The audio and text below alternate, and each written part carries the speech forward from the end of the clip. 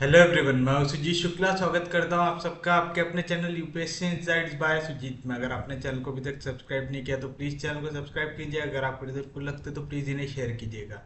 आपके चैनल को सब्सक्राइब करना मोटिवेट करता है कि हम इसी तरीके से आपके लिए क्वालिटी कंटेंट लाते रहे। बिना टाइम वेस्ट कर देखते हैं हमारा आज का पहला क्वेश्चन क्या कह रहा है। A particle is acted upon bye a force parallel to the axis of y whose acceleration always towards the axis of x is mu y का power minus 2 and when y is equals to a it is projected parallel to the axis of x with velocity square root of 2 mu by a. Find the parametric equation of path of particle. Here mu is a constant.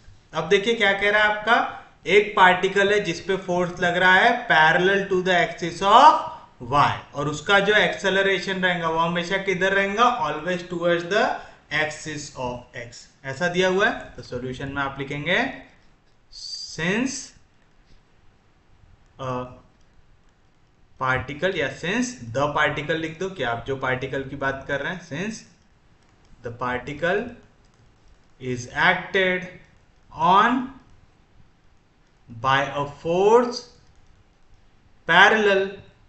parallel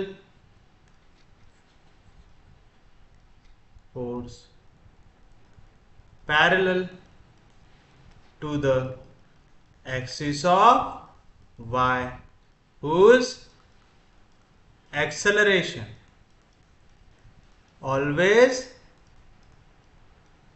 whose acceleration is always towards the axis of x। तो मैं यहां पे लिखूंगा d square y by d t square is equal to minus mu y का power minus. अब पहले समझिए क्या कह रहा है वो। आपका एक पार्टिकल है जिसपे आपने फोर्स लगाया parallel to axis of y, ठीक है। तो आपका जो फोर्स है हमेशा, अगर मैं इसे इस तरीके से ड्रॉ कर लूं, ये हो गया मेरा point y is equal to a, ये पॉइंट हो गया। आपका पार्टिकल जहां पे भी मूवमेंट कर रहा है इस पे हमेशा जो भी फोर्स लगेगा वो कैसा लगेगा, parallel to the axis of y। और इसका जो एक्सेलरेशन रहेगा वो हमेशा कैसा रहेगा, towards the axis of x। तो x की ओर, x एक्सिस यहाँ पे, तो इस ओर का उसका एक्सेलरेशन का डायरेक्शन हमेशा रहेगा नीचे की ओर को। अब आप एक भी फोर्स पैरेलल टू x लिखा रहे क्या, नहीं लगा रहे। तो जो आपका एक्सेलरेशन है वो भी towards the axis of x यानी नीचे की ओर दिख रहा है। इस ओर कुछ भी दिख रहा है क्या, नहीं। तो इस ओर की ओर आपका जो एक्सेलरेशन रहेगा वो क्या रहेगा, जीरो रहेगा। ये चीज समझ में आया ना। फोर्स क्या होता है, मास इनटू एक्सेलरेशन। अगर मैं फोर्स लगा रहा हूं पैरेलल टू y एक्सिस तो एक्सेलरेशन भी आएगा पैरेलल टू y एक्सिस। मेरी कोई भी फोर्स लग रही है क्या x एक्सिस के अलोंग, नहीं लग रही, तो मेरा कोई भी एक्सेलरेशन अलोंग x एक्सिस आएगा क्या, नहीं आएगा। पहले ये चीज समझ में आया। तो करके मैंने यहाँ पे ये जो एक्सेलरेशन की वैल्यू दिया हुआ है, क्योंकि आपकी फोर्स लग रही है parallel to y axis, acceleration भी आ रहा है अलोंग y एक्सिस आ रहा है, और उसका मैग्नीट्यूड आपको दिया हुआ है म्यू y का पावर माइनस 2। तो मैंने लिखा म्यू y का पावर माइनस 2। अब ये माइनस साइन क्यों आया यहाँ पे, आप देखिए इस एक्सेलरेशन के वजह से आपका पार्टिकल नीचे की ओर आ रहा है। तो ये जो डायरेक्शन है यहाँ पे, जैसे जैसे आपका टाइम बढ़ते जा रहा है आपका डिस्टेंस y का ये क्या होते जा रहा है, कम होते जा रहा है ना। यहाँ पे अगर y की वैल्यू मैं ले लूं 5, ठीक है, तो ये वाले पॉइंट पे y की वैल्यू कितनी हो जाएंगी 4, ये वाले पॉइंट पे y की वैल्यू कितनी हो जाएंगी 3। तो आप देखते जा रहे हैं जैसे जैसे आपका पार्टिकल नीचे आते जा रहा है y की वैल्यू कम होते जा रही है, मतलब एक्सेलरेशन इज नेगेटिव। याद है ना, जब भी y कम होते जाए टाइम बढ़ते जाने पे तो आपका एक्सेलरेशन वेलोसिटी दोनों कैसी होती है, नेगेटिव होती है। याद है ये चीज सबको। तो हमें यहाँ पे ये दो वैल्यूज मिल गई। एक को देता हूं इक्वेशन नंबर 1, दूसरे को देता हूं इक्वेशन नंबर 2। अब इसको कैसे सॉल्व करते हैं याद है क्या सब लोगों को, जिन लोगों ने भी अपना स्टैटिक्स एंड डायनामिक्स अच्छे से पढ़ा है उन्हें पता है इस टाइप के क्वेश्चंस को हम कैसे सॉल्व करते हैं। आप करेंगे मल्टीप्लाई इक्वेशन 1 बाय, कैसे करते हैं यहाँ पे d square y by d t square, तो इसको मल्टीप्लाई करेंगे 2dy बाय dt से और इसे क्या कर देंगे एंड इंटीग्रेट, वी गेट। बताइए क्या मिलेंगे आपको अगर मैं इसे 2dy बाय dt से मल्टीप्लाई करा और यहाँ पे d square y by dt square, तो अगर मैं इसको ले लू x तो ये हो गया उसका डेरिवेटिव यानी dx, x dx का integration x square by 2 cancel, मैंने x किसको लिया था dy बाय dt को, तो आंसर क्या आ रहा है x का स्क्वायर, मतलब dy बाय dt का स्क्वायर। तो जब भी एक्सेलरेशन से वेलोसिटी पे आना रहता है आपको हमेशा यही कंसेप्ट लगाना है, d square y by d t square है तो 2dy बाय dt से मल्टीप्लाई कर दूंगा। अब सेम चीज राइट साइड में माइनस जैसा था वैसा म्यू जैसा था वैसा मैं 2dy बाय dt से मल्टीप्लाई कर रहा हूँ, इसको y के पावर -2 कर रहा हूं। अब देखो अगर ये वैल्यू है t तो ये हो गया वैल्यू dt, हो गया y का डेरिवेटिव dy बाय dt आ रहा है, तो इसको इंटीग्रेट करना है। x to the power n का इंटीग्रेशन क्या रहता है x to the power n+1 upon n+1, तो y टू द पावर -2 का इंटीग्रेशन क्या रहेगा y टू द पावर -2+1 यानी -1 अपॉन -1 होगा। तो यहाँ पे क्या आ रहा है इसका इंटीग्रेशन, हमारे पास इंटीग्रेशन आएगा ये माइनस हो जाएगा कैंसिल, तो बचा 2 म्यू, तो आ गया 2 म्यू, y का पावर -1 यानी डिवीजन में y लिख देता हूँ, लिख दूंगा और ये 2 मैंने ऑलरेडी पहले ही लिख दिया। आगे इंटीग्रेशन कैसे निकाले समझा ना, इस वैल्यू का इंटीग्रेशन निकाला हमने y to the power -2 dy by dt, तो यहाँ पे -2 म्यू जैसा था वैसा, इसका इंटीग्रेशन क्या आया y का पावर -1 अपॉन -1, तो माइनस माइनस कैंसिल था 2 म्यू y का पावर -1 यानी डिवीजन में y आ गया। किसी को कोई दिक्कत नहीं क्योंकि आपने यहाँ पे इंटीग्रेट किया, आपको क्या ऐड करना पड़ेगा कांस्टेंट ऑफ इंटीग्रेशन, तो +c1 where c1 is constant of integration आएगा ऐसा। अब हमें यहाँ पे वैल्यू को फाइंड आउट करना पड़ता है तो हम क्या यूज करेंगे इनिशियल कंडीशन यूज करेंगे, बट वो यूज करने से पहले आप यहाँ पे देखिए हमें dy बाय dx का होल स्क्वायर दिख रहा है, जब मैं स्क्वायर रूट लूंगा तो मुझे यहाँ पे 2 वैल्यू मिल सकती है, या तो पहले हम इनिशियल कंडीशन लगा ही लेते हैं, तो एट इनिशियली आपका पार्टिकल कहाँ पे है y is equal to a पे, तो इनिशियली y की वैल्यू इक्वल है a से, तो dy बाय dt की वैल्यू क्या आ जाएंगी 0। क्यों, आप देखो आपका पार्टिकल जब a पे था आपने इसको प्रोजेक्ट किया था parallel to x axis with a velocity, this velocity कह रहा है, तो मेरा पार्टिकल था y is equal to a पे, मैंने उसे प्रोजेक्ट किया हूं किसके along parallel to x axis, तो मैंने वेलोसिटी जो प्रोवाइड किया वो क्या किया parallel to x axis provide किया। तो इनिशियली मैंने y एक्सिस की ओर कुछ भी प्रोजेक्शन दिया हूं क्या, नहीं दिया हूं, तो y एक्सिस के अलॉन्ग मेरी वेलोसिटी कितनी होंगी 0 हो जाएंगे, तो आप लिखेंगे since particle is projected with velocity parallel to x axis, क्योंकि वेलोसिटी पैरेलल है x एक्सिस से, y एक्सिस में वेलोसिटी का कंपोनेंट हो जाएगा 0। तो बताइए क्या मिल जाएगा आपको यहां से,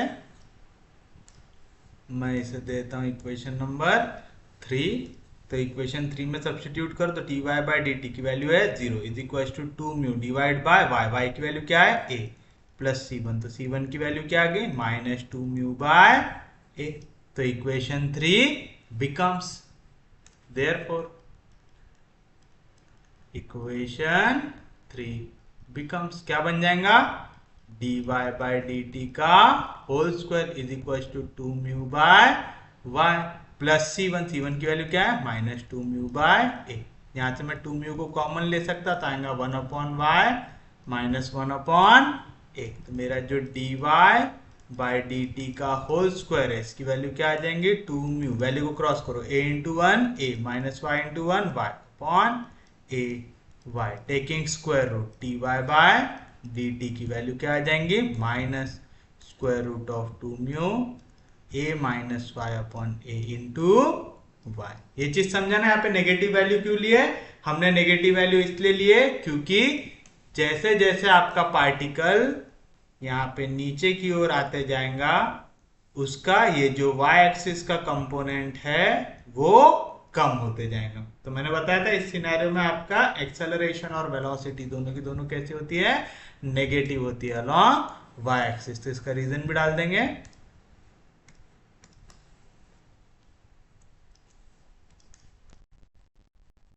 तो चलिए इसको यहाँ पे पेस्ट कर देते हैं। बताइए यहाँ पे क्या लिखेंगे आप, आपने यहाँ पे जो वेलोसिटी है इसको नेगेटिव क्यों लिया, as velocity dy by dt is in the direction of y decreasing, is in the direction of y decreasing। ये चीज समझ में आ गया। तो आपने derivative with respect to y इसकी वैल्यू फाइंड आउट कर ली। तब derivative with respect to x की वैल्यू फाइंड आउट कीजिए। उसके लिए आपको क्या करना पड़ेगा, उसके लिए तो हमें वाली वैल्यू को इंटीग्रेट करना पड़ेगा, और इसे इंटीग्रेट करना बहुत ज्यादा आसान है क्योंकि राइट हैंड साइड क्या है, 0 है। तो मैं डायरेक्टली इंटीग्रेट कर सकता हूं इसे। तो आप लिखेंगे integrate equation two we get, integrate equation two we get. देखो सेकेंड डेरिवेटिव है, इंटीग्रेट करने के बाद फर्स्ट डेरिवेटिव आ जाएगा, तो आएगा dx अपॉन dt। क्योंकि आपने इंटीग्रेट किया, राइट हैंड साइड में 0 का इंटीग्रेशन 0, तो ऐड करना पड़ेगा एक कांस्टेंट ऑफ इंटीग्रेशन आ जाएगा। तो आप लिखेंगे where c2 is constant of integration, where c2 is constant of integration. ये हो गया equation number 5। Initially at y equals to a, y is equals to a पे मैंने पार्टिकल को प्रोजेक्ट किया था parallel to axis of x करके, dy by dt की वैल्यू क्या थी, 0, यानी y का कंपोनेंट 0 था, और ये जो था ये पूरा था कंपोनेंट x का, यानी ये जो कंपोनेंट है ये काय की वैल्यू आ गया आपकी x के अलोंग वेलोसिटी आ गया। तो आप लिखेंगे initially at y is equals to a, आपको पता है कि dx अपॉन dt यानी वेलोसिटी अपॉन x दिया हुआ है square root of 2 mu by a। तो बताओ यहाँ से c2 की वैल्यू क्या मिल जाएंगी, c2 आ जाएगा dx अपॉन dt, और dx अपॉन dt की वैल्यू क्या है 2 म्यू बाय a आ गया। तो देयरफॉर इक्वेशन 5 बिकम्स, क्या मिल जाएगा आपको, dx अपॉन dt ये इक्वल है c2 से, और c2 की वैल्यू क्या है 2 म्यू डिवाइड बाय a है। ये हो गया आपके लिए इक्वेशन नंबर 6। अब आप देखिए, आप ये जो आंसर है पैरामीट्रिक इक्वेशन, यहाँ पे हम x और y की वैल्यूज फाइंड आउट करते हैं। अब देखिए यहाँ पे मुझे dy बाई dt में भी 2 म्यू, डिवीजन में a स्क्वायर रूट के अंदर दिख रहा है, dx अपॉन dt में भी 2 म्यू स्क्वायर, और a किसके अंदर दिख रहा है, स्क्वायर रूट के अंदर। तो आप लिखेंगे डिवाइड इक्वेशन 4/6, वी गेट क्या बचेगा, dy बाई dx, इसके डिवीजन का dt, इसके डिवीजन का dt cancel, is equal to minus sine जैसा था वैसा। ये देखो इक्वेशन 4 को मैं ऐसा लिख सकता हूँ, square root of 2 mu by a into square root of a minus y by y. कोई भी फर्क पड़ता क्या, नहीं, square root of m into n को मैं लिख सकता हूँ square root of m into square root of n। ये वाली वैल्यू और square root of 2 mu by a वाली वैल्यू कैंसिल। तो यहाँ पे राइट हैंड साइड में क्या बचेगा, square root of a minus y divide by y बचेगा।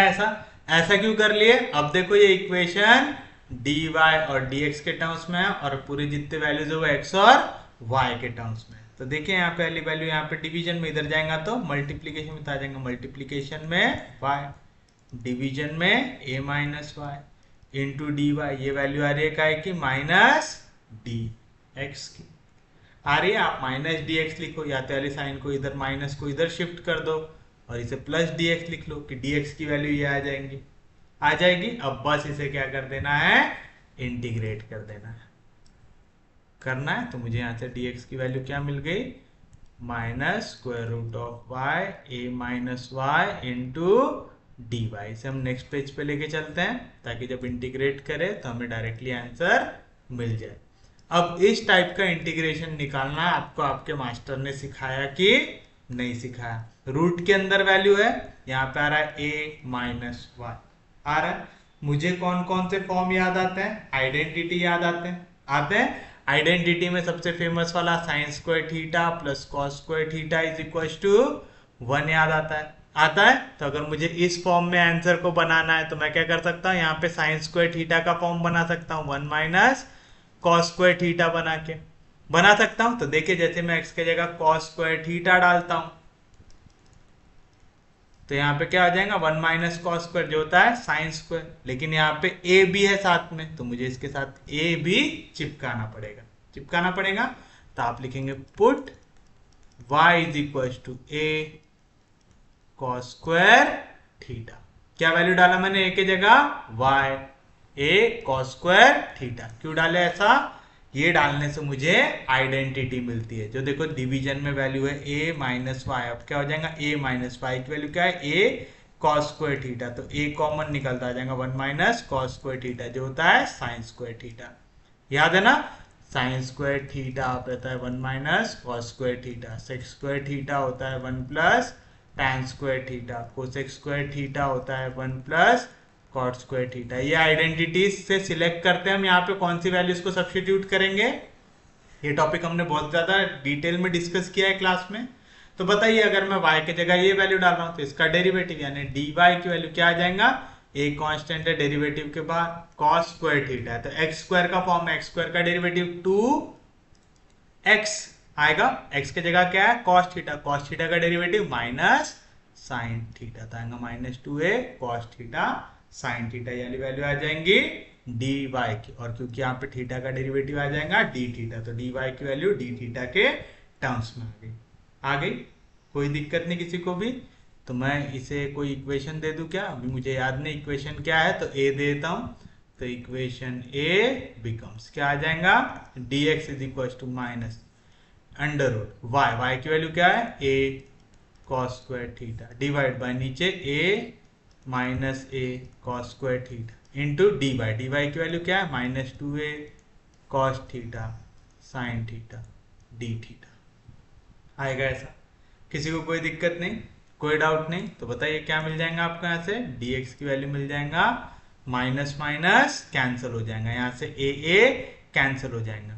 होगा, समझ रहा है ना क्या कर रहा हूं मैं, माइनस माइनस हो गया कैंसिल, a हो गया कैंसिल, तो क्या बचेगा यहाँ पे square root of cos square theta, root के बाहर आएगा तो हो जाएगा प्लस कॉस थीटा, नीचे 1 माइनस कॉस स्क्वायर थीटा जो हो जाएगा साइन स्क्वायर थीटा, बाहर आने के बाद sine theta into minus minus काट दिया था तो आ जाएगा 2a cos theta sine theta D theta आएगा। ऐसा कैसे निकाले समझा सबको, इजी है यहाँ तक तो किसी को भी कोई दिक्कत होनी नहीं चाहिए। कैसे सॉल्व किया इसको समझा ना, यहाँ पे जैसे ही मैंने वैल्यू को डाला तो अंदर है a cos square theta, division में a को कॉमन निकाल दो बचेगा 1 माइनस cos स्क्वायर थीटा जो होता है sign square theta, a cut गया, स्क्वायर स्क्वायर रूट कैंसिल तो cos बाहर आया, स्क्वायर स्क्वायर रूट कैंसिल तो साइन बाहर आया, और कुछ कट रहा है क्या, साइन साइन हो गया कैंसिल। अब कर दो इसे इंटीग्रेट, तो इंटीग्रेट वी गेट क्या मिलेगा, यहाँ पे आ जाएगा integration of dx is equal to यहाँ पे आ जाएगा इंटीग्रेशन ऑफ 2a जैसा था वैसा cos इंटू कॉस हो जाएगा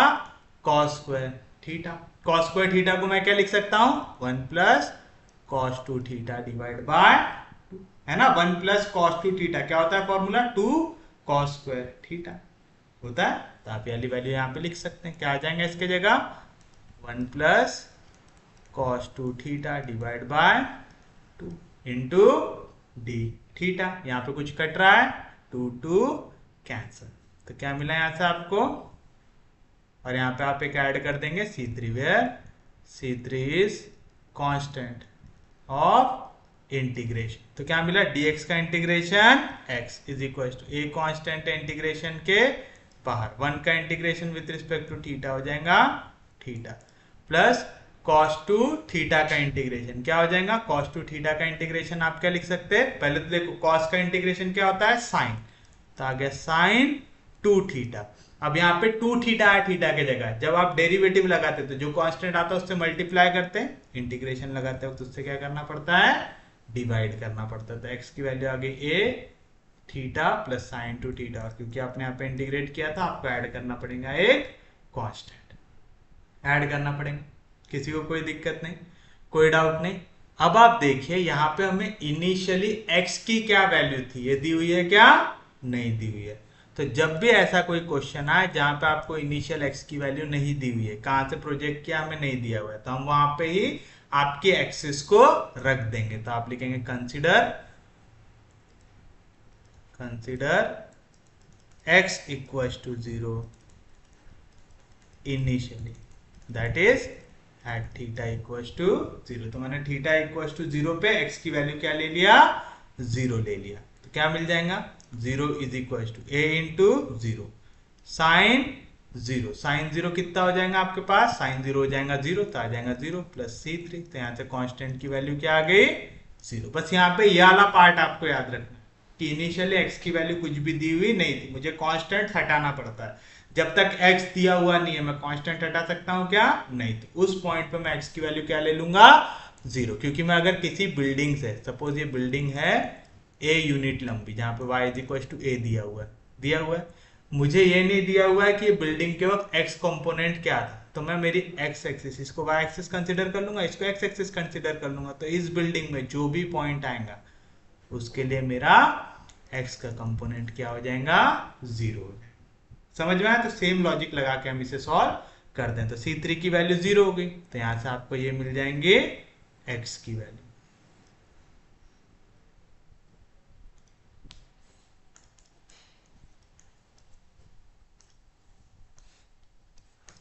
मिल गई, तो आप लिखेंगे देयरफॉर x की वैल्यू मिलेंगी a into theta plus sine two theta divide by 2। And y की वैल्यू क्या थी जब आपको यह वैल्यू मिली, a cos स्क्वायर थीटा थी। ठीक, तो आप चाहो तो आंसर को इस फॉर्म में लिख के छोड़ सकते हो, या तो आप इसे पैरामेट्रिक फॉर्म में और अगर कन्वर्ट करना है तो आप ऐसा भी लिख सकते हैं कि x की वैल्यू आ जाएंगी, ये 2 होगा क्रॉस, तो क्या आ जाएगा a by 2 into 2 theta plus sine 2 theta and y is equal to a into 1 cos square theta, इसको मैं क्या लिख सकता हूँ 1 plus cos 2 theta divide by 2 लिख सकता हूँ। और फिर मैं यहाँ पे 2 थीटा के जगह एक नई वैल्यू डाल दूंगा जो होता है 5। तो यहाँ पे आंसर क्या मिल जाएगा, x is equal to a by 2, 2 theta के जगह आ गया 5 प्लस साइन 2 थीटा के जगह आ गया 5 and y is equal to a by 2 into 1 plus cos 2 theta की जगह आ गया 5। तो या आप ये वाले आंसर को लिखो या ये वाले आंसर को लिखो, दोनों में से जो भी लिखना है, which is the required parametric equation. यही है आपके लिए आपकी रिक्वायर्ड पैरामेट्रिक इक्वेशन। यही निकालने को बोला था, find the parametric equation of path of the particle. तो ये रहेगा आपके लिए आपका फाइनल आंसर। और इसी के साथ हमारा आज का लेक्चर होता है समाप्त। उम्मीद है आपको आज का क्वेश्चन अच्छे से समझ में आया होगा। अगर आपको लेक्चर समझ में आ रहा है, यूजफुल लग रहा है, तो प्लीज चैनल को सब्सक्राइब कीजिए, वीडियो को शेयर कर दीजिए। सबसे इंपॉर्टेंट चीज, पढ़ते रहिए, रिवाइज करते रहिए। हम लोग मिलेंगे कल, तब तक के लिए take care, have a nice day.